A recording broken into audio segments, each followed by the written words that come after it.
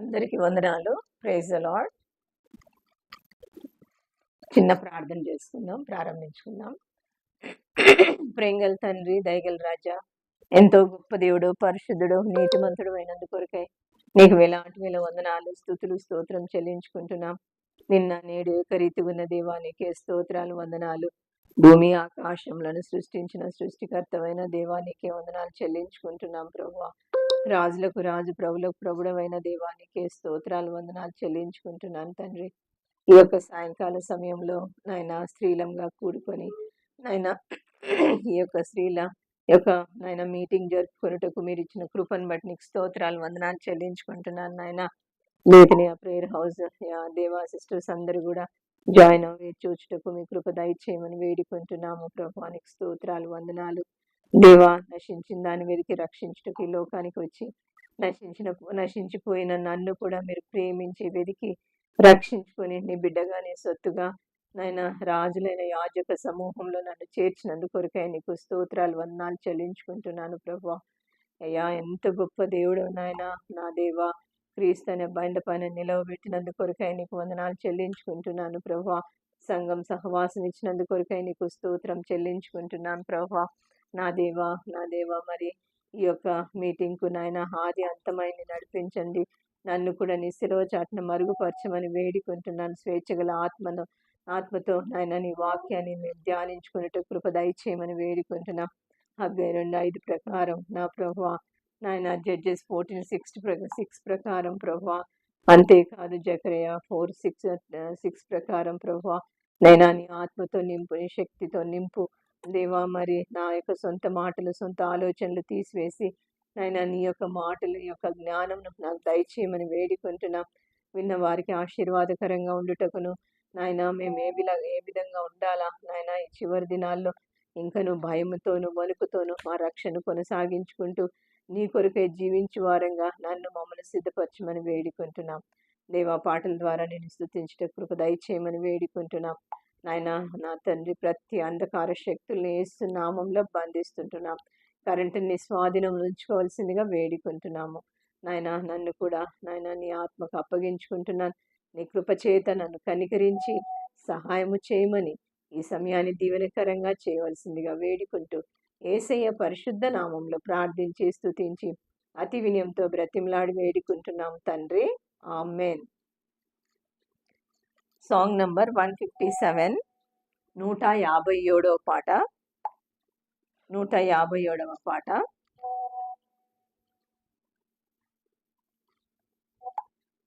అందరం వీలైనంత వరకు మీరు కూడా మీ పాటల పుస్తకాలు తీసి పాడేదానికి ప్రయత్నం చేయండి. 1, 3, 5 మాత్రమే పాడుకుందాం, సమయం అయిపోతుంది కాబట్టి. 1, 3, 5. ప్రేమ నమ్మకము గల పరలోక తండ్రి తన కుమారుని పంపేను, రక్తము చిందించి మా పాపము కడుగా సిలువపై అర్పించేను, సిలువపై అర్పించేను. త్యాగ సహిత ప్రేమ చూపి నెరవేర్చేత నా నిబంధనను, త్యాగ సహిత ప్రేమ చూపి నెరవేర్చేత నా నిబంధనను. మనలను తానే నిర్మించి గనుక మనలను ప్రేమించేను, మనలను తానే ప్రేమించే గనుక మనలను ప్రేమించేను, మనలను ప్రేమించేను. ప్రేమ నమ్మకము గల పరలోక తండ్రి తన కుమారుని పంపేను,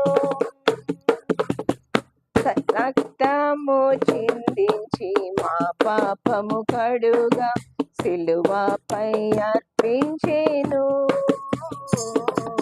సిలువపై అర్పించేను. తండ్రి వలె నీ ప్రేమ చూపి నీచులనెల్లా ప్రేమించెను.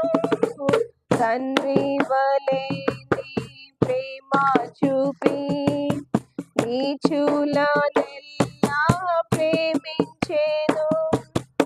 ఎవరు పాపమునొప్పుకొందురో వారిని క్షమించును.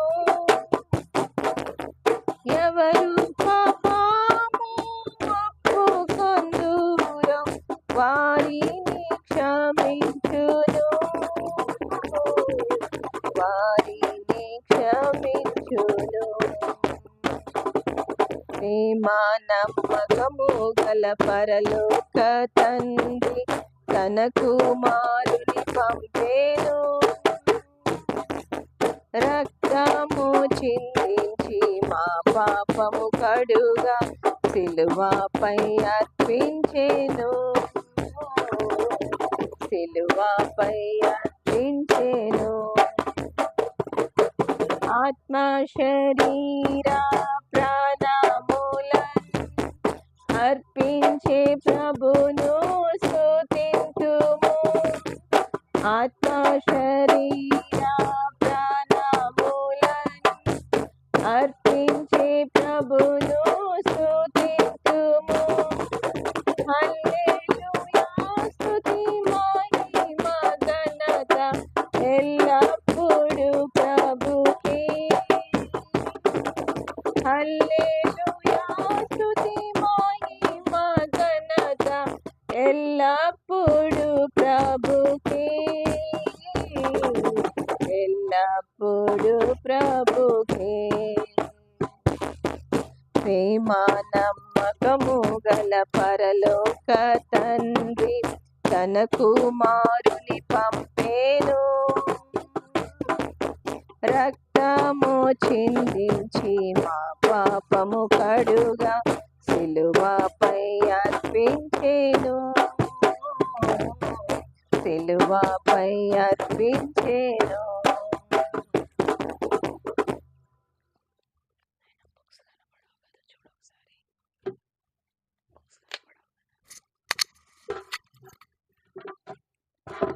రండి, రూతు గ్రంథము 2వ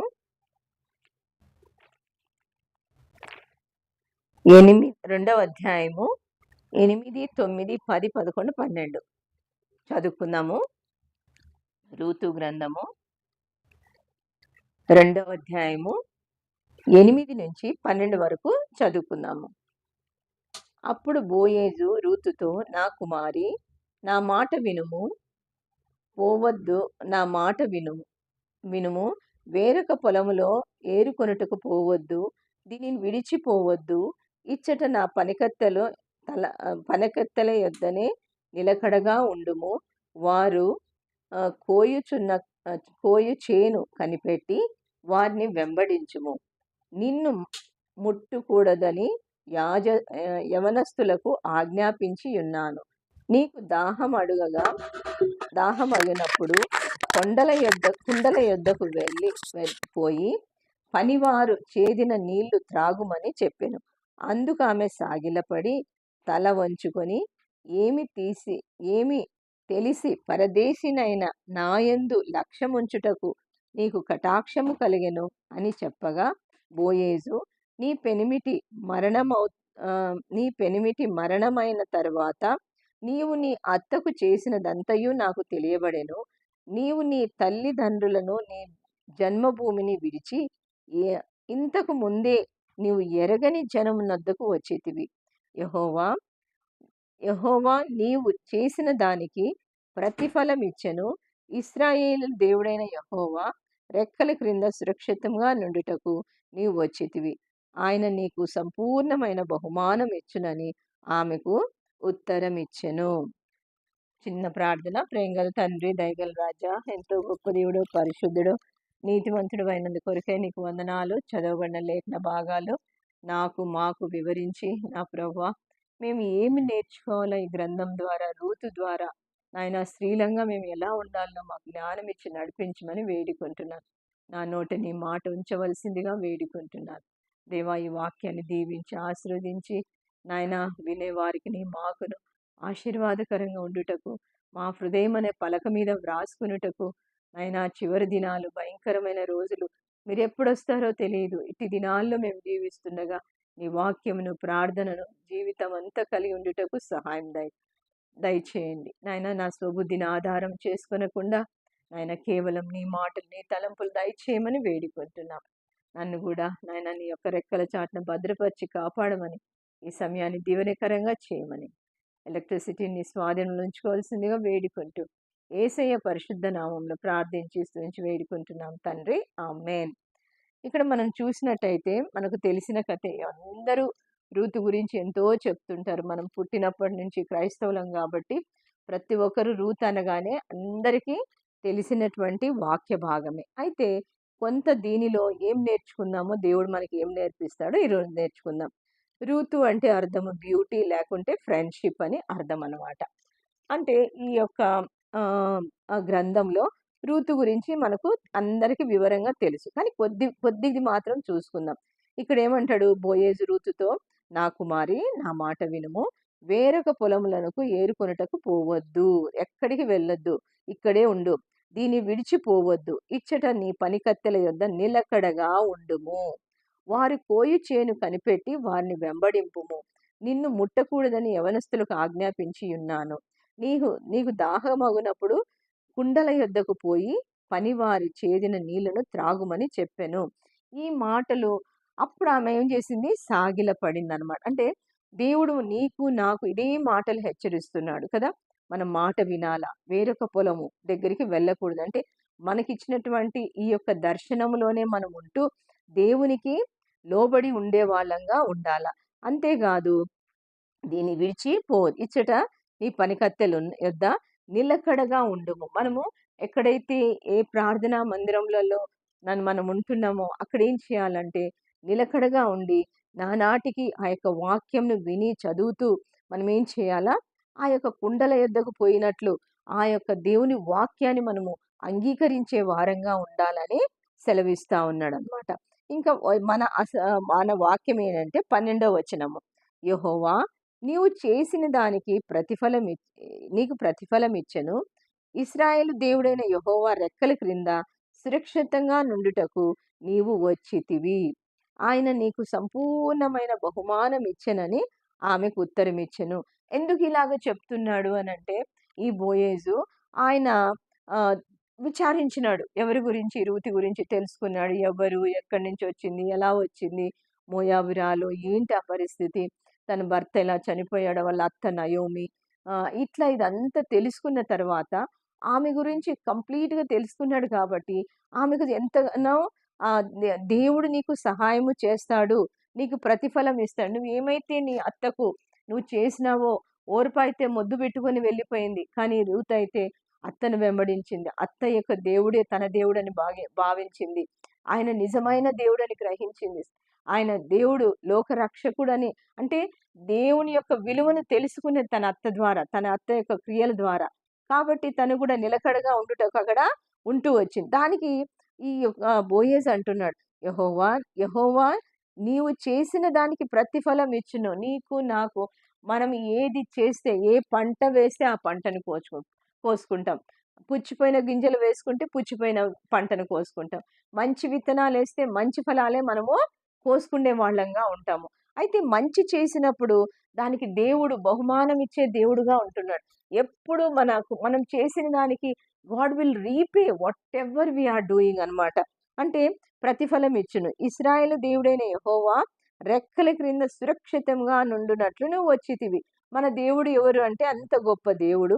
యెహోవా రెక్కల క్రిందనే మనం ఎక్కడుంటామో సురక్షితంగా ఉండగలమనమాట. యెహోవా రెక్కల క్రింద సురక్షితంగా, నిర్భయంగా, ఏ భయము లేకుండా మనము ఉండగలమని ఆయన దేవుడు సెలవిస్తున్నాడు. నీవు వచ్చితివి. ఆయన నీకు సంపూర్ణమైన బహుమానం. ఏంటి? సంపూర్ణమైన బహుమానము. అంటే కొంచెం కొంచెం బహుమానం కాదు గానీ, సంపూర్ణమైన బహుమానం ఇచ్చే దేవుడుగా ఉంటున్నాడు. మనం చేసే ప్రతి క్రియకు, మనము మాట్లాడే తీరు గాని, తిండి గాని, బట్ట గాని, మందిరంలో మనం చేసే ప్రతి పని ఇంటిలో, బయట ఎక్కడ చేసినా everything is written by God. అదే అంటే ప్రతిదీ దేవుడు చూస్తున్నాడు. నువ్వు లేచుట మనం 139లో మనం కూర్చుండుట, లేచుట, మాట్లాడుట సమస్తం చూస్తున్నాడు దేవుడు గాబట్టి, మనం ఎంతో జాగ్రత్తగుండాలి. దానికి మంచి చేసినందుకు దాన్నేమంటున్నాడు? సంపూర్ణమైన బహుమానము నీ ఇచ్చు ఇ సంపూర్ణమైన బహుమానం ఇచ్చునని ఆయనకు ఉత్తరం ఇచ్చెను. అంటే ఇంగ్లీష్ బైబిల్‌లో అయితే రిచ్‌లీ రివార్డ్ అని ఉందన్నమాట. అంటే ఎంత గొప్ప బహుమానం దేవుడు ఇస్తాడు చూడండి. మనం చేసే ప్రతి పనికి దేవుడు బహుమానం ఇచ్చే దేవుడుగా ఉంటున్నాడు. కాబట్టి రూతు వలె మనం కూడా నిజమైన దేవుడిని తెలుసుకొని ఉన్నప్పుడు మనము మన జీవితాల్లో కూడా ఎంతో మార్పు రావాలి కదా!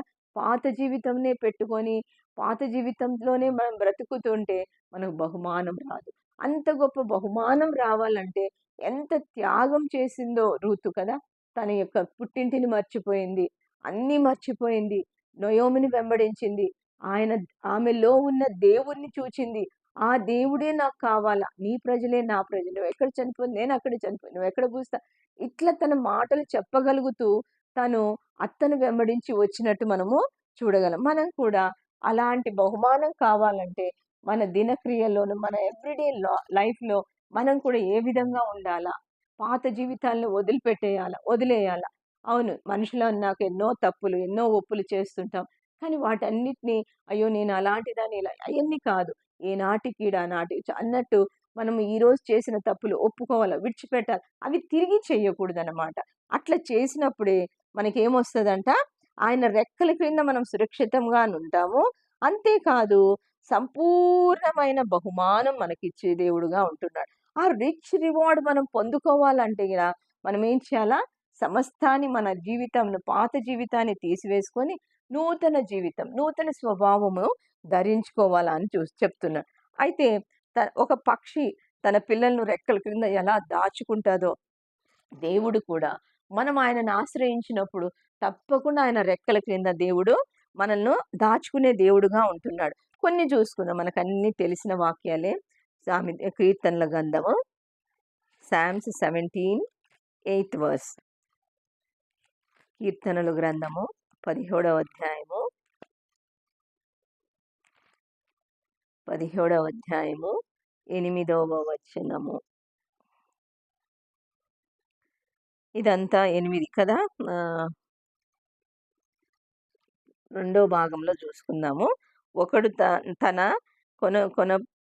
కనుపాపను కాపాడుకున్నట్లు నన్ను కాపాడుము. నన్ను లయపరచగోరు దుష్టుల పోగొట్టి కాపాడుము. నన్ను చుట్టుకొని నా ప్రాణ శత్రువుల చేత చిక్కుకొనకుండా నీ రెక్కల నీడన నన్ను దాచుము. ఇది దావీదు కీర్తన. దావీదు కూడా ఆయనను శరణుజొచ్చి ఉంటున్నాడు. ప్రభువా నన్ను కరుణించు, నన్ను కాపాడు. ఈ అంటే ఈ యొక్క సమస్తం లోకంలో నుండి నన్ను విడిపించి నన్నేం చేయాలా? ఆయన అంటున్నాడు, నీ రెక్కల నీడన నన్ను దాచుము. మనం ఎప్పుడైతే ఆయన రెక్కల నీడల మనం అడగాల దేవుణ్ణి, అయ్యా నీ రెక్కల చాటున నన్ను దాచి కాపాడు. నీ రెక్కల నీడన నేను ఉండుటకు సహాయము చేయనని మనం అడిగినప్పుడు దేవుడు తప్పకుండా ఆయన రెక్కల చాటున మనల్ని దాచే దేవుడు. అదే విధంగా దావీదు ఇది అడుక్కుంటున్నాడు. నీ రెక్కల తనకొచ్చిన శ్రమ, తనకొచ్చిన బాధ, తనకొచ్చిన కష్టాలు ఆయన మహారాజు అయినప్పటికీ, ఎంత ఉన్నతమైన స్థానం అయినప్పటికీ కూడా ఆయనకు గూడా కష్టం తప్పలేదు గాబట్టి ఆయన అడుక్కుంటున్నాడు. నీ రెక్కల చాటున నన్ను గూడా దాచయ్యా అని. తర్వాత రెండవదిగా 36 7 8 చదువుకుందాం. కీర్తనలు 36 7, 8. దేవా నీ కృప ఎంత అమూల్యమైనది. నరులు నీ రెక్కల నీడన ఆశ్రయించుచున్నారు. నీ మందిరం యొక్క సమృద్ధి వలన వారు తృప్తి నొందుచున్నారు. నీ కృప ఎంత అమూల్యమైనది. దేవుని యొక్క కృప ఎంతో అమూల్యమైనది. నరులు నీ రెక్కల నీడన ఆశ్రయించుచున్నారు.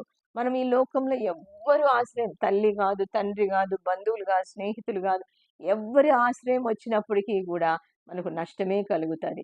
అయితే ఎప్పుడైతే దేవుని యొక్క కృప చేత దేవుని యొక్క రెక్కల క్రిందికి వస్తామో అక్కడే మనకు ఆశ్రయము కలుగుతుంది అనమాట. 61:4 కూడా చూసుకుందాం. 61 అధ్యాయము కీర్తనలు 61:4. 61 అధ్యాయము 4వ వచనము. యుగయుగములు నీ గుడారంలో నివసించెదను, నీ రెక్కల చాటున దాగుకొందును. చూసారా ఏమంటున్నాడు? యుగయుగములు నీ గుడారములో మన మన దావీదు మహారాజు కూడా ఆయన ఎన్నో బాధల చేత, తండ్రి నాకు ఇంకెక్కడ శరణు లేదు ప్రభువా, నా ప్రార్థన నువ్వు ఆలకించాలా, నేను ఎల్లప్పుడూ నీ గుడారంలో నివసించేటట్లు నాకు చేయి ప్రభువా, అంతేకాదు నీ రెక్కల చాటున దాగుకొందును అని అంటున్నాడు అనమాట. ఆయన రెక్కల చాటునే మనకు నెమ్మది. ఆయన రెక్కల చాటునే మనకు విశ్రాంతి కలుగుతది. అంతేకాదు ఎవ్వరు సాతాను మనల్ని ముట్టకుండా ఆయన రెక్కల క్రింద మనల్ని సురక్షితంగా ఉంచే దేవుడుగా ఉంటున్నాడు. 63:7 కూడా మనం చూస్తాం. నీవు నాకు సహాయకుడవై ఉన్నావు. కీర్తనలు 63:7. నీవు నాకు సహాయకుడవై ఉన్నావు, నీ రెక్కల చాటున శరణజొచ్చి ఉత్సాహధ్వని చేసేదను. చూసారా ఆయన రెక్కల, నీవు నాకు సహాయకుడవై ఉన్నావు. ఇక్కడ ఏమంటాడు? యుగయుగములు నీ గుడారంలో నివసించేటట్లు చేయి అంటాడు. ఇక్కడ ఏమంటాడు? నీవు నాకు సహాయకుడవై ఉంటివి. ఎవరు మన సహాయకుడు? దేవుడే మన సహాయకుడు. ఈ లోకంలో ఎవ్వరు ఎన్ని ఉన్నప్పటికీ ఎవరి సహాయం మనకు వ్యర్థమే, కానీ దేవుని యొక్క సహాయం మనకు ఉండాల. నీ రెక్కల చాటున శరణజొచ్చి ఉత్సాహధ్వని చేసేదను. 91:1 కూడా చూస్తాం. కీర్తనలు మనకు వచ్చిన కంటత వాక్యాలు ఇవన్నీ కూడా. 91:1. మహోన్నతిని చాటిన నివసించువాడే సర్వశక్తిని నీడన విశ్రమించువాడు. ఆయన యొక్క చాటున నివసించే వాళ్ళే సర్వశక్తిని నీడన విశ్రమించే వాళ్ళంగా మనం ఉంటాం. ఇప్పుడు రూతును మనం చూసుకున్నాం కదా. ఆ యొక్క దీనురాలిని, ఆ యొక్క బోయేజు ఏ విధంగా అయితే తను కాపాడుతూ దేవుడు ఆయన అంటున్నాడు, నువ్వు యెహోవా యొక్క రెక్కల క్రిందికి వచ్చావు కాబట్టి నువ్వు సురక్షితంగా ఉన్నావని. అయితే ఈ వాక్యంలో ఇంకా 4లో చూస్తాం. 91:4. ఆయన తన రెక్కలతో నిన్ను కప్పును, ఆయన రెక్కల క్రింద నీకు ఆశ్రయము కలుగును. ఆయన సత్యము కేడము డాలునై ఉన్నాడు. ఆయన రెక్కల కిందనే మనకు శక్తి, బలము. ఆయన రెక్కల క్రింద ఉన్నప్పుడే మనము సురక్షితంగా ఉండగలము. మత్తయి సువార్త 23:37 కూడా మనం చూస్తాము. మత్తయి సువార్త 23వ అధ్యాయము 23:37. యెరూషలేమా యెరూషలేమా, ప్రవక్తలను చంపుచున్నదానా, నీ యొద్దకు పంపబడిన రాళ్లను కట్టుకొని ఉంచుము. కోడి తన పిల్లలను రెక్కల క్రిందకి ఎలాగూ చేర్చుకొనునో అలాగునే నేనును నీ పిల్లలను ఎన్ని మార్లు చేర్చుకొనవలెనని ఇంటిను గాని మీరు వల్లకపోతిరి. మనం ఒకవేళ దేవుని రెక్కల క్రిందికి రాకపోతే మన కష్టానికి దేవుడు మనల్ని వదిలేసే దేవుడుగా ఉంటాడు. అందుకే ఇక్కడ అంటున్నాడు, కోడి తన పిల్లలను రెక్కల క్రింద ఎలాగూ చేర్చుకొనును అలాగే నేనును నీ పిల్లల్ని ఎన్నో మార్లు చేర్చుకొనవలెనని ఉంటిని. ఆయన మనం దేవుణ్ణి ఆశ్రయిస్తే చాలు. ప్రభువా మాకు దిక్కు లేరయ్యా, మాకు నువ్వే దిక్కు. ఈ లోకంలో ఏది మన వెంట రాదు, దేవుడు తప్ప. ఆ దేవుణ్ణి మనం ఆశ్రయించి నీవే నాకు దిక్కు అని మనం దేవుణ్ణి నిజంగా ఆశ్రయించినప్పుడు ఆయన కోడి తన పిల్లల్ని ఎట్లా దాచుకుంటుందో అలా ఒకవేళ అందుకని ఇక్కడ అంటాడు, ఎన్ని మార్లు చేర్చుకొనవలెనని ఉంటిని కానీ మీరు వల్లకపోతిరి. ఆ స్థితి తెచ్చుకున్నామంటే అది మనకు నష్టాన్ని కలిగించేదిగా మనకు ఉంటుందన్నమాట. అలాంటి స్థితి రాకుండా ఉండాలనే దేవుడు సెలవిస్తూ ఉన్నాడు. అయితే మనం మళ్ళీ రూతుకు వస్తాము. రూతు గ్రంథంలోనే ఈ యొక్క మొదటి అధ్యాయంలో రూతు తను ఎంతగా నష్టపోతూ వచ్చింది. ఆ నష్టపోయినప్పటికీ కూడా తను విశ్వాసంతో జీవిస్తూ వచ్చింది అనమాట. అంటే ఈ అధ్యాయం అంతా మనం చదివినప్పుడు తను ఎలా విశ్వాసంతో జీవించింది, తను అన్ని కోల్పోయినప్పటికీ ఆ విశ్వాసాన్ని తను చేత పట్టుకొని నాకు నాకు నిజమైన దేవుణ్ణి నేను కనుగొన్నాను, నాకు ఆయన రెక్కల చాటుననే నాకు ఆశ్రయం కలదని తను విశ్వసించింది కాబట్టి ఆ యొక్క ఫస్ట్ చాప్టర్ అంతా విశ్వాసంతో ఉన్నట్టు మనము చూడగలం. 2వ అధ్యాయంలో అయితే మనం ఏం చూస్తామంటే she lived on her leftovers. అంటే 2వ అధ్యాయంలో ఏమైతే మిగిలిపోయినాయో పొలంలో మిగిలిపోయింది బోయేజు ఆ యొక్క పేలాలు ఇవ్వడము, లేకపోతే ఆ యొక్క పంటను అంటే దా పరిగె ఏరుకొనుటకు ఇదంతా కూడా రెండో అధ్యాయంలో మనం చూస్తాం. లేవియా కాండంలో గూడా మనము చూడగలం అన్నమాట. 19వ అధ్యాయం 9-10, 11లో గూడా. అక్కడ గూడా దేవుడు అక్కడ చెప్తాడు. ఏమని? మీరు చేసి చూడండి, లేవియా కాండము 19వ అధ్యాయము.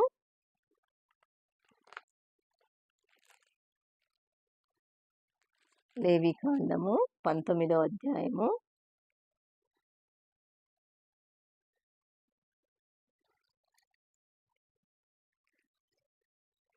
19, 10లో అన్నమాట. 9, 15, 15 చదువుకుందాము. గొప్పవాడు బీదవాడు చూచును పొరుగువాని ప్రజలు కీడునకు ప్రతి కీడు చేయొద్దు. మీరు మీ భూ పంటలను కోయినప్పుడు 9 వచనం 19, 9 మీరు మీ భూమి పంటను కోయినప్పుడు నీ పొలము యొక్క ఓరులను పూర్తిగా కోయకూడదు. నీ కోతలో పరిగెను ఏరుకొనకూడదు. నీ ఫల వృక్షములు తోట పరిగెను కూర్చుకొనకూడదు. నీ ఫలవృక్షములు తోటలో రాలిన పండ్లను ఏరుకొనకూడదు. బీదలకు పరదేశులకు వాటిని విడిచిపెట్టవలేను. నేను మీ దేవుడైన యెహోవాను. ఇలాగా ఎన్నో మార్లు ఈ యొక్క లేవియా కాండంలో సెలవిస్తున్నాడు. పాత నిబంధన గ్రంథం అంతా కూడా ఆ బీదల ఎడల దేవుడు ఎంత కనికరం చూపుతున్నాడంటే, ఆ యొక్క పక్షులకు ఆ యొక్క పంట కోసినప్పుడు మొత్తము తీసుకొని పోకూడదు. కొంత అక్కడ వదిలివేయాల. ఇలాంటి విధవరాండ్లు, లేకపోతే దిక్కులేని వారు, తల్లిదండ్రులు లేనివారు, వీళ్ళందరికి కూడా ఆహారం పనికొచ్చేటట్లుగా దేవుడు అలాగ రాసి పెట్టి ఉంచాడు కాబట్టి, ఇక్కడ కూడా ఆ యొక్క బోయేజు వాళ్ళకి ఆజ్ఞాపించాడు. మీరు పొలంలో ఉన్నది ఆ పరిగెను వదిలేయండి. తను ఎంత కావాలనో తను ఏరుకోగలదు అని చెప్పినప్పుడు, ఆ విధంగా రూతు చేస్తూ వచ్చింది. అంటే she lived on the left overs. అంటే ఆ మిగిలిపోయిన దాని మీద ఆ రెండో అధ్యాయం అంతా మనము చూడగలం. తను ఎలా బ్రతుకుతూ వచ్చింది అనేది. మూడవదిగా మనం చూస్తే మూడో అధ్యాయంలో షీ రిసీవ్డ్ జనరస్ గిఫ్ట్స్. అంటే అక్కడ ఈ కష్టపడిన దానికి ఈ మూడో అధ్యాయంలోనికి వచ్చేటప్పుడు ఆ జనరస్ గిఫ్ట్స్ అంటే మంచి బహుమానాలు పొందుతూ వచ్చిందనమాట. ఆ యొక్క పొందిన బహుమానాలు తను దేవుడు ఆమెకు అంటే ఇచ్చేసాడు. తను ఎంత కష్టపడిందో ఆ కష్టాన్ని రుణంగా అది అలాగ ఉండిపోకుండా తనకు కావలసిన సహాయము దేవుడు చేస్తూ వచ్చాడు. తిరిగి 4వ అధ్యాయంలోనికి వచ్చేటప్పటికి అక్కడ ఏమైతదంటే, దేవుడు ఆమె యొక్క కన్నీరు నుంచి అంటే సంతోషంలోనికి మార్చినట్టు మనము చూడగలం అన్నమాట. అంటే ఆ యొక్క కష్టమంతా కూడా ఇక్కడ కూడా ఈ యొక్క అధ్యాయం అంతా కూడా మనం చూస్తే 3 భాగాలుగా 1-12 వరకు దేవుడు ఏం చేస్తున్నాడంటే, ఒక మంచి భర్తను ఆమెకు ఏర్పరుస్తూ వచ్చాడు.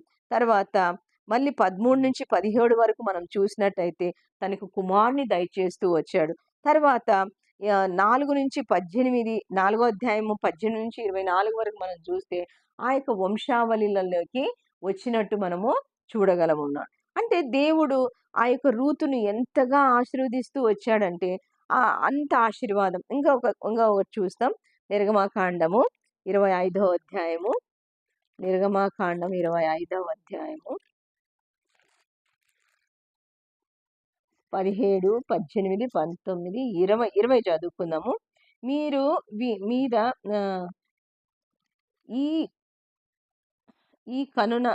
ఈ కొనను ఒక కెరూబు, ఆ కొనన ఒక కెరూబును చేయవలెను.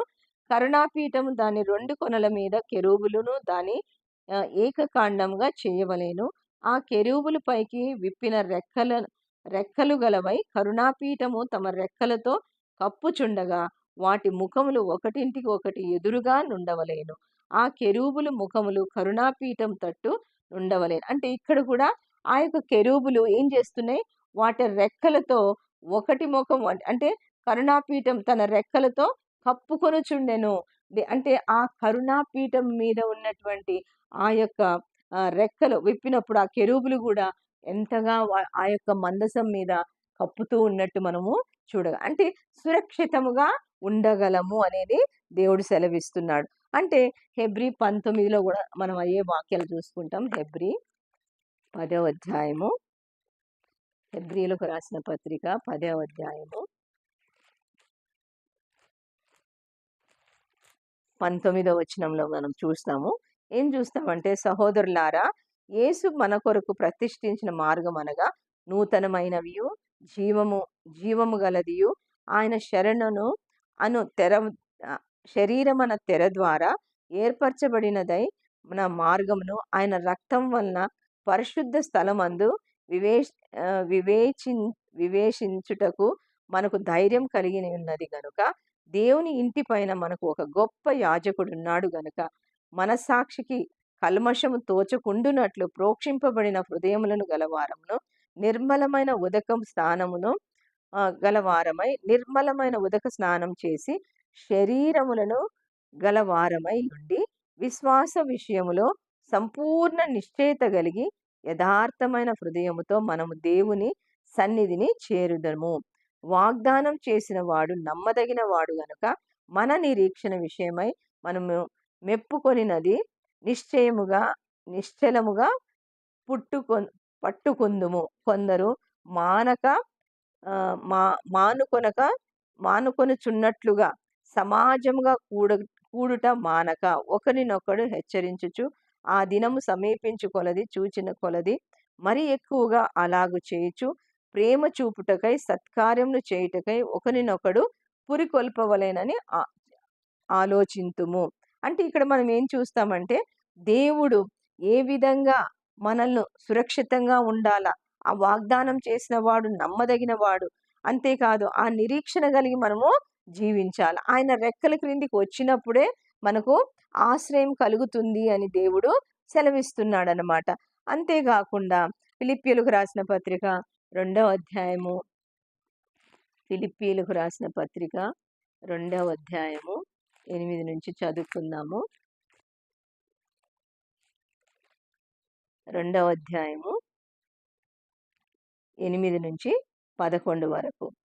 మరియు ఆయన ఆకారమందు మనుషుడిగా కనబడి మరణం పొందునంతగా, అనగా శిలవ మరణం పొందునంతగా విధేయత చూపిన వాడై తన్ను తాను తగ్గించుకొనెను. అందుచేత పరలోకమందును వారిలో గాని, భూమి మీద ఉన్న వారిలో గాని, భూమి క్రింద ఉన్న వారిలో గాని ప్రతి వాని మోకాలు యేసు నామమున వంగవలేను, ప్రతి వాని నాలుక. అంటే ఇక్కడ మనం ఏం చేస్తున్నాము, దేవుడు మన కొరకై ఆయన సిలువలో మరణించి ఆయన విధేయత చూపిన వాడుగా తన్ను తాను ఎలాగ తగ్గించుకున్నాడో, స్త్రీలంగా మనం కూడా ఆ విధంగా తగ్గించుకోవాలనే దేవుడు సెలవిస్తున్నాడు అనమాట. ఏ విధంగా అయితే రూతు తాను ఏం చేస్తూ వచ్చింది, తాను ఎంతగానో దేవునికి భయపడి లోబడింది కాబట్టి తన జీవితంలో ఆ యొక్క కన్నీటి నుండి ఆ యొక్క సంతోషానికి మార్చినట్టు మనము చూస్తున్నాం. అయితే మనం ఇంకా చూస్తే గనక కొంతమంది స్త్రీలు ఉంటున్నారు. ఎవరు? ఆ స్త్రీల వలె మనము ఉన్నామా? ఈ స్త్రీలు ఏ విధంగా అయితే తమ ఇంటిని, తమ మందిరాలను, దేవుని ఎలా ఉన్నారో మనము ఒక 5-6 మంది స్త్రీలను చూసుకుందాము. అంటే ఇప్పుడు మగ్దలేని మరియను చూస్తాం 20వ అధ్యాయంలో.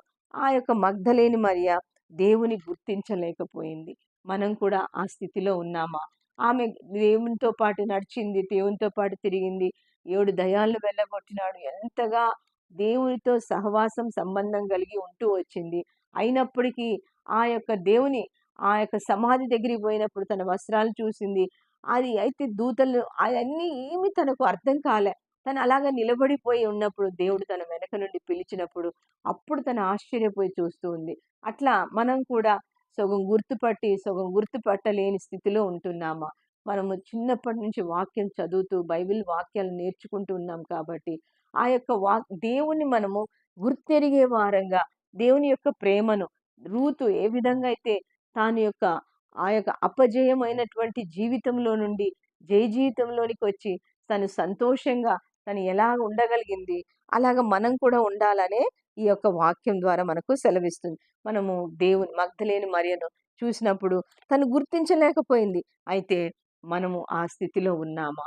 దేవుని గుర్తించే స్థితిలో ఉన్నామా? లేకుంటే దేవుని అంటే ఈ లోకములో ఉన్నదంతా కూడా నేత్రాశ, జీవడము, శరీరాశలు, వీటన్నిటి నుండి మనల్ని ఏం చేస్తుంటదంటే సగం దేవుని వైపు ఉంటాం, సగము లోకంలో ఉంటాం. అట్లా ఉన్నప్పుడు దేవుని యొక్క ఆశీర్వాదము ఆయన రెక్కల కింద మనం సురక్షితంగా ఉండలేము. అంతేకాకుండా సంపూర్ణమైన బహుమానం కూడా మనము పొందలేము అని వాక్యం సెలవిస్తుంది. ఇంకా రెండో ఆమెను మనం చూస్తే ఫీబీ గురించి చూసుకుంటాం. 16వ అధ్యాయంలో తనకు పౌలుకు ఎంతగా సహాయం చేస్తూ వచ్చింది. ఆ యొక్క పత్రికలు రాసినప్పుడు తీసిపోయి వాళ్ళకి అందిస్తూ వచ్చింది. అంతేకాదు అక్కడ ఆ 16వ అధ్యాయంలో 6, 7 మంది స్త్రీలను మనం చూస్తాం. ప్రిస్కిల్లాను చూస్తాం, పెర్సిస్‌ను చూస్తాం. అలాగే 7 మంది స్త్రీలు వీళ్ళందరూ కూడా ఎలాగ పౌలుకు సహాయం చేస్తూ వారు ఎంతగా దేవుని యొక్క సంఘాన్ని హత్తుకొని సంఘ పరిచారకురాండ్లుగా వాళ్ళు ఉంటూ వచ్చినారో మనం చూడగలం. ఆ యొక్క ఫీబీ కూడా తను ఉన్నన్ని దినాలు ఆ యొక్క పౌలుకు ఎంతో సహకరిస్తూ, ఎంతో పని చేస్తూ, వాళ్ళతో పాటు కలిసి ఆ పరిచర్య చేస్తూ వచ్చింది. మనం గూడా ప్రశ్నించుకుందాం. మన సంఘాలలో మనం కూడా దేవునికిని, ఆ యొక్క సంఘానికిని మనం పరిచర్య చేసే వారంగా ఉంటున్నామా? క్రిటిసైజ్ చేసే వాళ్ళంగా ఉంటున్నామా? వాళ్ళిలాగా, వీళ్ళిలాగా అవన్నీ మనకు పనికిరావు సిస్టర్. మనం ఎంతసేపు ఉన్నప్పుడు కూడా మనం ఏం చేయాలా? దేవుని వెతుకుతూ ఉండాల. దేవుని వెతికినప్పుడు ఎవ్వరేం చేసినా మనకు కనబడవు. దేవున్నే మనం గురి కలిగి ఉన్నప్పుడు సంఘంలో మనం ఒక సభ్యులుగా ఉంటూ, సంఘ పరిచారకురాండ్లుగా ఈ ఫీబే వలె మనం ఏం చేయాలా? ఎల్లప్పుడూ సంఘం కొరకు మొరపెట్టే వారంగా ఉండాల. ఈ స్త్రీల కూటాలు వారంలో 2 రోజులు పెడతారు మనం. ఆ యొక్క స్త్రీలంగా మనం కూడి ఈ యొక్క మనం ఇలాగ మనము ప్రార్థనలు చేసినప్పుడు సంఘాలెంతో బలపడతాయి. అయితే మనము రెండందాలుగా ఉండగూడదు. అంటే లోకము, తర్వాత దేవుడు. అది చేత కాదు గాబట్టే సిలువలో మరణించినాడు, రక్తం కార్చినాడు. ఆ యొక్క పరిశుద్ధమైన రక్తాన్ని మనం ఆశ్రయించినప్పుడు దేవుడు మనకు తప్పకుండా సహాయం చేస్తాడు. మనల్ని ఒక స్థిరంగా నిలబెట్టే దేవుడుగా ఉంటున్నాడు. రూతుని ఎలా నిలబెట్టాడు? ఎంతో భయంకరమైన పరిస్థితి తను వెళ్తూ వచ్చింది. అట్టి స్థితి నుండి తను రక్షించిన దేవుడు మనల్ని గూడా కాపాడతాడు. అయితే సంఘంలో ఫీబీలాగా, పెర్సిస్‌లాగా లేకపోతే ప్రిస్కిల్లలాగా ఇంకా ఇలాగ ఎంతోమంది స్త్రీలుంటున్నారు. అక్కడ ఇంకా ఆహ్, ఆహ్, త ఆహ్, అంటే రూపు యొక్క తల్లి. ఆమె గూడా నా తల్లే అని అంటాడు. ఆ తల్లి తను గూడా ఎలా గమనించి ఎట్లా సహాయం చేస్తూ వచ్చిందో, ఆ విధంగా మనం కూడా మన సంఘాలను మనము ప్రేమించేవారుగా ఉండాలని దేవుడు సెలవిస్తూ ఉన్నాడు. తర్వాత లూదియాను గూడా చూస్తాం. తను గూడా తుయతైర పట్టణస్థుడు. అపోస్తల కార్యం 16వ అధ్యాయంలో మనం చూస్తాం. తను ఆ యొక్క ఊదా రంగు పొడి అమ్ముకునే స్త్రీగా ఉంటుంది. అయినప్పటికీ తనకు తెలిసిందో లేదో మనకైతే వ్రాయబడలేదు గానీ, పౌలు వాక్యం బోధించినప్పుడు ఆ యొక్క ఏటి ఒడ్డున తను గూడా వెళ్ళి అక్కడ కూర్చొని ఆ వాక్యం విని తను గూడా ఏం చేస్తుంది? ఆ యొక్క వాక్యము తన హృదయంలోనికి వెళ్ళినట్టు మనం చూడగలం. తను వెంటనే ఆ యొక్క వాక్యాన్ని అంగీకరించింది. తను యేసు ప్రభువును స్వీకరిస్తూ వచ్చింది. తను దేవుణ్ణి ఎరుగుతా వచ్చింది. అంటే ఎవరైతే ఆశ కలిగి ఉంటారో, ఆశ గల ప్రాణాలను దేవుడు తృప్తిపరిచే దేవుడుగా ఉంటాడనమాట. ఎప్పుడైతే వాక్యము మనకు ఆశ కలిగి ఉంటాదో, అది ఎవ్వరు చెప్పినప్పటికీ గూడా అది వాక్యం మన హృదయానికి తాకేదిగా ఉంటూ ఉందనమాట. అయితే మనం ఇక్కడ చూసినట్లయితే గనక లూదియా 15 నుంచి నేను చదువుతాను చూడండి. ఆమెయు ఆమె ఇంటి వారును బాప్తిజం పొందినప్పుడు ఆమె, నేను ప్రభువునందు విశ్వాసం గలదాననని మీరు యోచించితే నా ఇంటికి వచ్చి యుండుడని వేడుకొని మమ్మును బలవంతము చేసెను. చూడు అక్కడ కూర్చొని విశ్రాంతి దినము గవినె దాటి నది తీరమున ప్రార్థన జరుగు ఆహ్, జరుగు జరుగున గనుకని అక్కడికి వచ్చి కూర్చుండెను. కూడి వచ్చిన స్త్రీలలో మాటలాడుచుంటివి. అప్పుడు లూదియయు దైవభక్తి గల యొక్క స్త్రీ వినుచుండెను. చూడండి ఆమె అన్యురాలో కాదో, అన్యురాలనే మనం అనుకుంటాం. అయితే ఆమె ఎట్లాంటిదంట? దైవభక్తి గల స్త్రీ. ఇలాగ మనం కూడా దైవభక్తి కలిగి ఉన్నప్పుడు దేవుని యొక్క భయము, భక్తి మనం ఎల్లప్పుడూ కలిగి ఉంటాం. ఆమె ఊదారంగు పొడి అమ్ముకుండేది. అలాంటి ఆమె ఆ వాక్యం విని, ఆ వాక్యం విన్నప్పుడు ఆమె పౌలును వీళ్ళని అడుక్కుంటుందన్నమాట. ఏమని? ఆమె ఇంటి వారును ఏం చేశారు? బాప్తిజం పొందారు. ఆమె, నేను ప్రభువునందు విశ్వాసం గలదాననని మీరు యోచించితే, నేను ప్రభువునందు విశ్వాసం గలదాననని మీరు యోచించితే మీరు నా ఇంటికి వచ్చి మాతో పాటి మా ఇంటిలో మ ఉండ వే ఉండమని వేడుకుంటూ వస్తుందనమాట. అంటే ఆ దైవభక్తి గల స్త్రీ ఎంతగా తను దేవుని యొక్క బిడ్డలను ప్రేమిస్తూ ఆతిథ్యం ఇస్తూ వస్తా ఉంది. వినింది వాక్యం. ఒక్కసారికే వినింది. ఆ ఒక్కసారి తను అందులో ఆమె she was the first converted woman అన్నమాట యూరోప్‌లో గూడా. అంటే తాను దైవభక్తి కలిగినటువంటి స్త్రీగా మనము చూస్తా ఉన్నామనమాట. అలాంటి మనసు మనము కలిగి ఉండాల. అనేకులను ఆతిథ్యం ఇచ్చేవాళ్ళం. బీదవాళ్ళపై కనికరం చూపాల. దేవుని యొక్క సేవకులకు మనం సహకారులుగా ఉంటూ రావాలనే దేవుడు కోరుచున్నాడు. మొదటి మేరీ మగ్దలేని మరియను చూసాం. రెండవది ఫీబీని చూసాము. మూడవదిగా లుదియాని చూసాం. ఇప్పుడు బెల్షెజర్ యొక్క తల్లిని చూస్తున్నాం. ఆ యొక్క బెల్షెజర్ యొక్క తల్లి, బెల్షెజరు వీళ్ళందరూ మనకు తెలుసు. 4వ అధ్యాయంలో మనం దానియేలు గ్రంథం 5వ అధ్యాయం 10-12 వరకు మనం చూస్తే అక్కడ రాయబడింది. వాళ్ళు ఆ గ్లాసులు దేవుని యొక్క మందిరంలో ఆ యొక్క ఆ పాత్రలు తీసుకొని వారు తాగి వాళ్ళ ఇష్టానుసారంగా ఉన్నప్పుడు ఆ యొక్క దేవుని యొక్క చెయ్యి హస్తం వచ్చి మెనే మెనే టెకెల్ అని అక్కడ రాసినప్పుడు భయపడిపోయి ఆయన మోకాళ్ళు వణికినాయని రాయబడింది. అక్కడ చూస్తే ఆ యొక్క భయంకరమైన పరిస్థితిలో భయపడిపోతున్నాడు బెల్షెస్సర్. చేత కావటంలా. అయితే ఇది తల్లికి తెలిసింది. తల్లి యొక్క పని ఏంటి అనంటే తన పిల్లలు ఎలాగున్నారు, ఏం చేస్తున్నారు మనం అది గమనించుకోవాల. తను గ్రహించింది. వెంటనే వచ్చింది. నాయనా నీ తండ్రి యొక్క సమయంలో దానియేలు అని ఒక వ్యక్తి ఉన్నాడు. ఆయన ఎంత దైవభక్తి కలిగినటువంటి వాడు అని ఆయన గురించి ఎంతగా వ్రాసారంటే చూడండి. దానియేలు గ్రంథము 5వ అధ్యాయము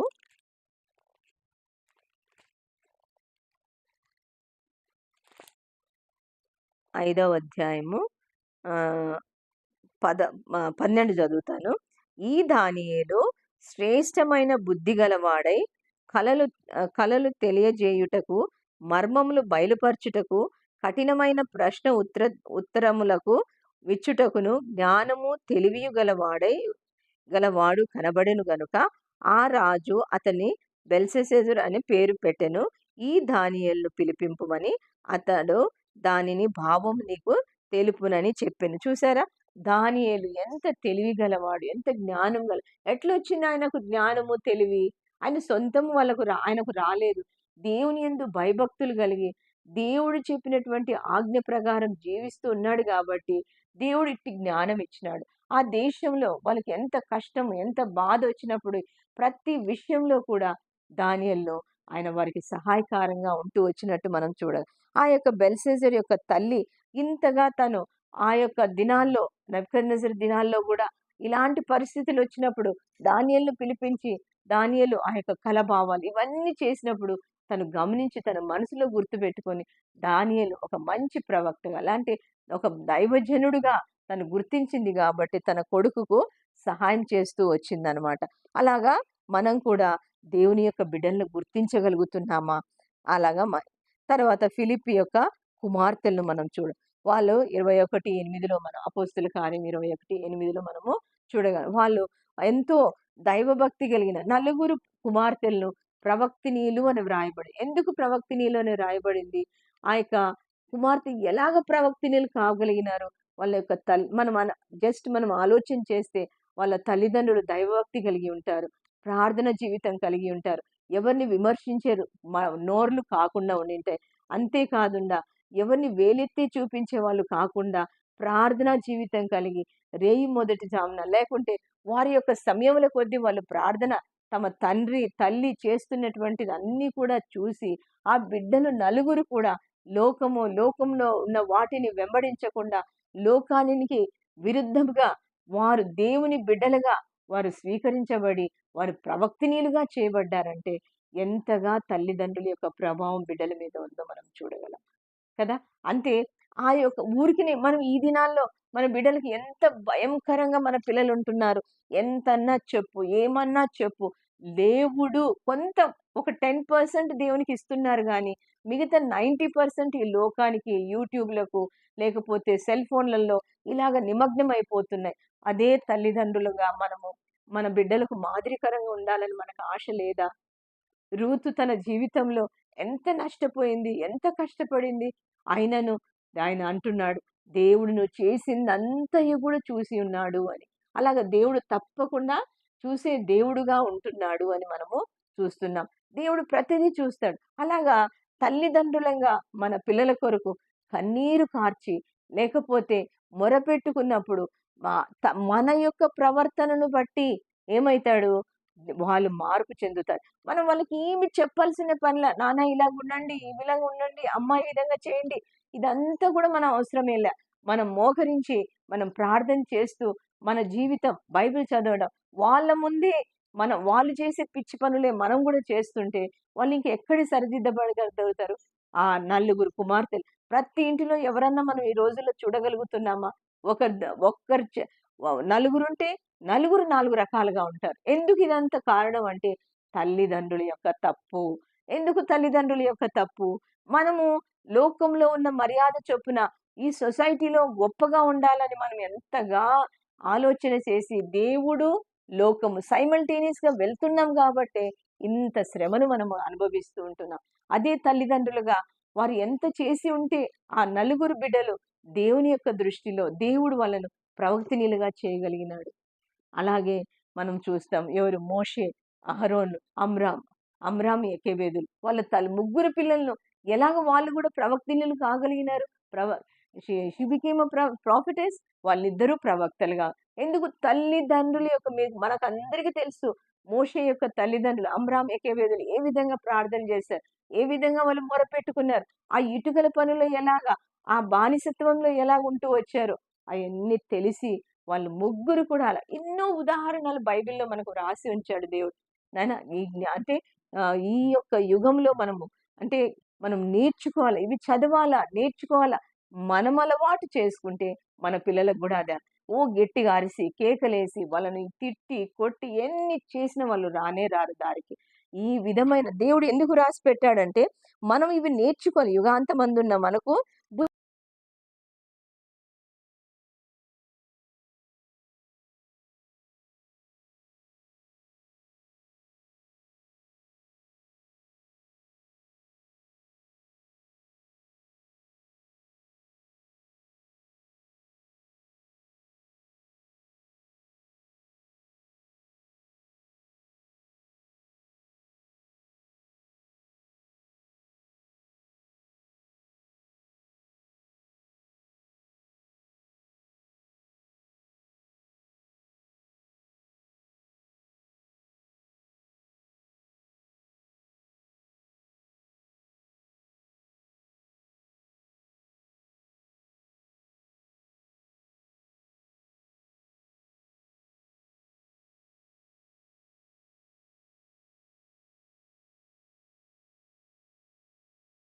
మనము దేవుని సన్నిధే కావాలి. నీ పాదాలే మాకు శరణం ప్రభువా అని మనం అనుకున్నప్పుడు ఆయన రెక్కల కింద నిన్ను నన్ను దాచేవాడుగా ఉంటున్నాడు.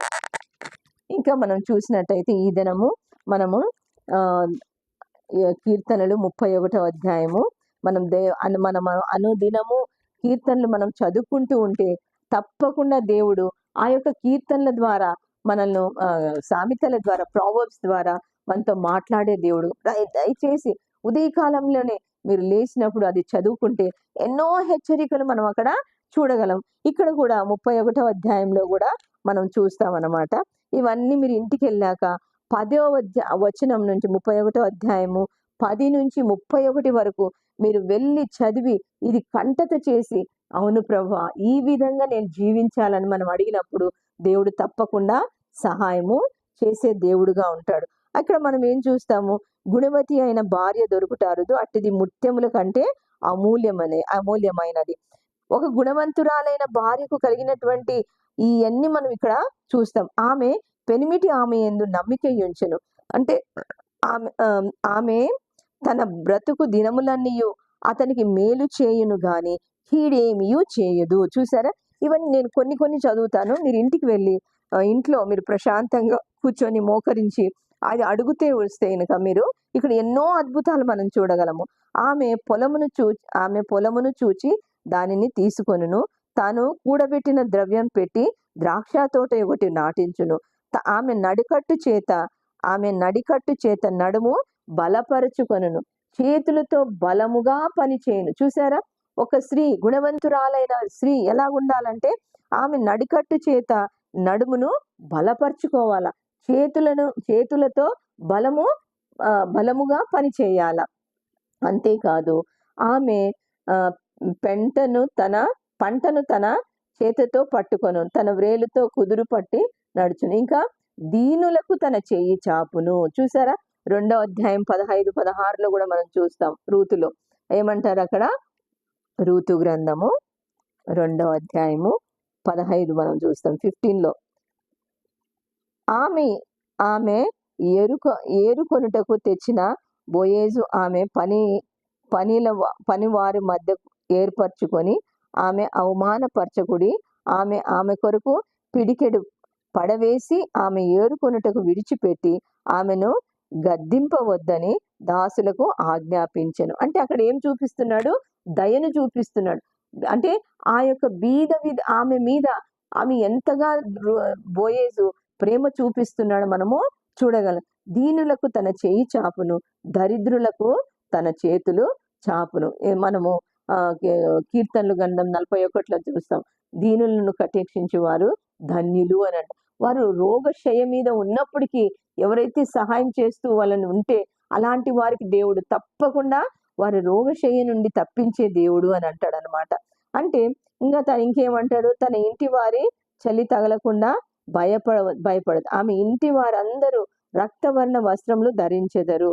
ఇంకా ఆమె పెనిమిటి దేశ పెద్దలతో కూడా కూర్చుందురు. ఆమె నారబట్టలు నేయించి అమ్మును, నడికట్టు వర్తకములు అమ్మును. బలమును ఘనతయు ఆమెకు వస్త్రములు. స్త్రీకి ఏందమ్మా వస్త్రములు? ఎన్ని పట్టు వస్త్రాలు, ఎన్ని నగలు, ఎంత మంచి చీరలు కట్టుకున్నా దాని వల్ల మనకి ఏ విలువ ఉండదు. అయితే ఏముంటదంట? మనం ఎట్లుండాలా? మనకి ఏముండాలా?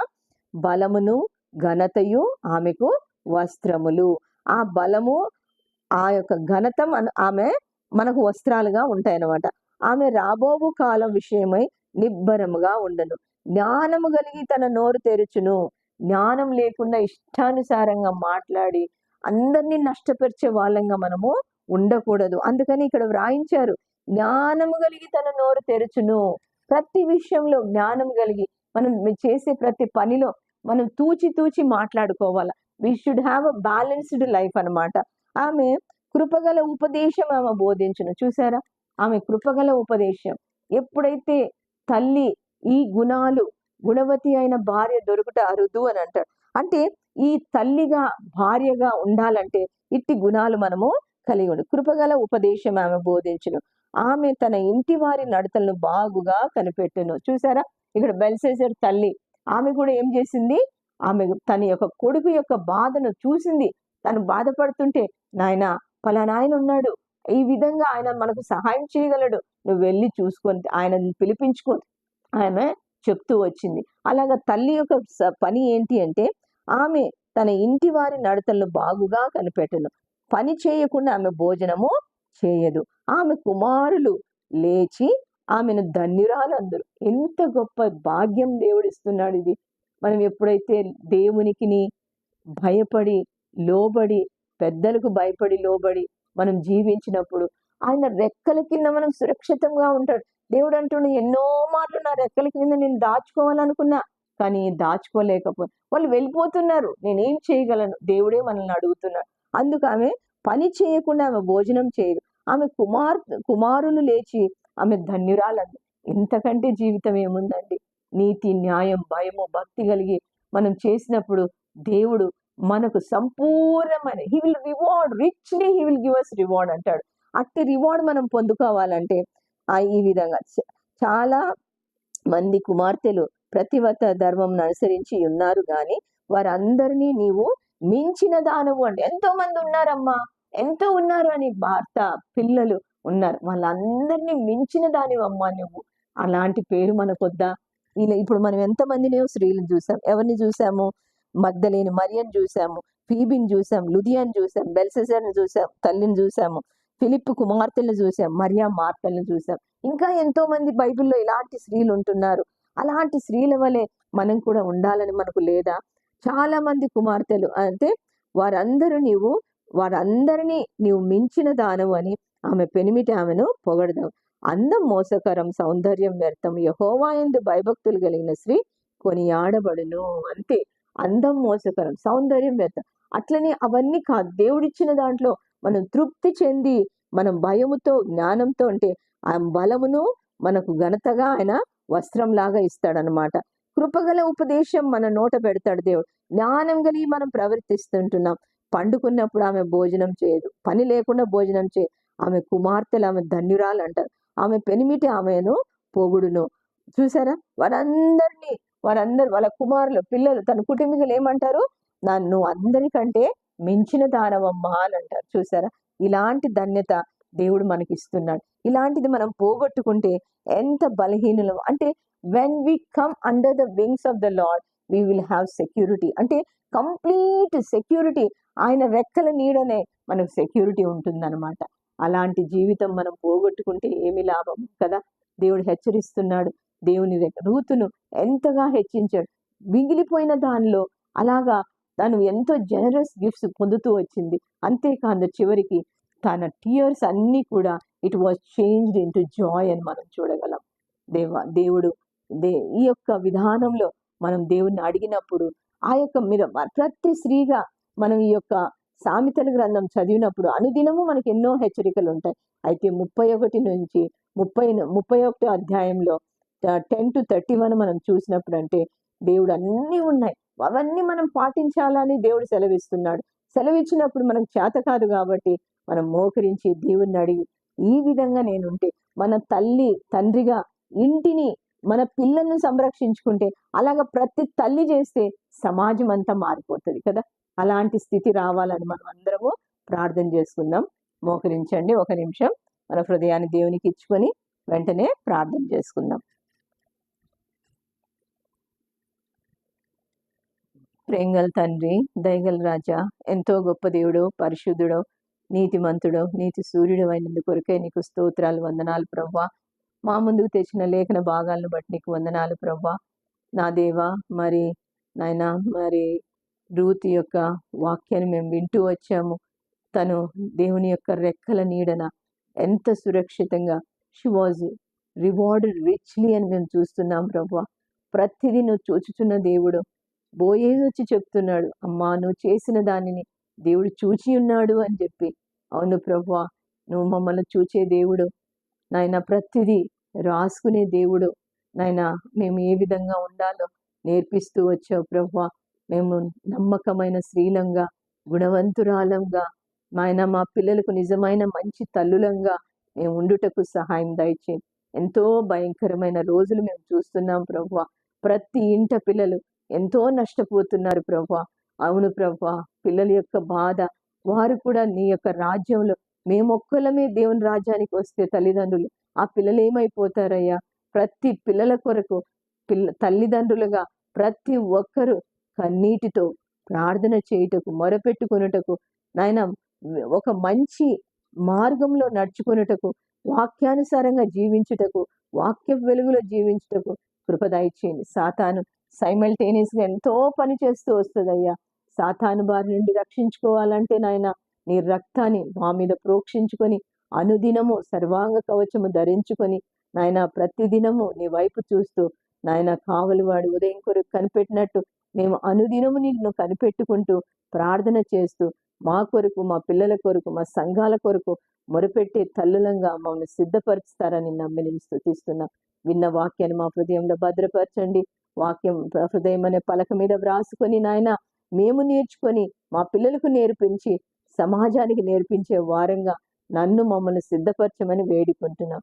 ఇచ్చిన ఈ మంచి సమయాన్ని బట్టి వందనాలు చెల్లించుకుంటూ నాయన, మరి చేతకాని దాన్నైనా నన్ను నాయన మీ యొక్క కృపచేత కనికరం చూపినందుకు వందనాలు చెల్లించుకుంటూ యేసయ్య పరిశుద్ధ నామంలో ప్రార్థించి స్తుతించి అతి వినయంతో బ్రతిమలాడి వేడుకుంటున్నాము తండ్రి. ఆమేన్.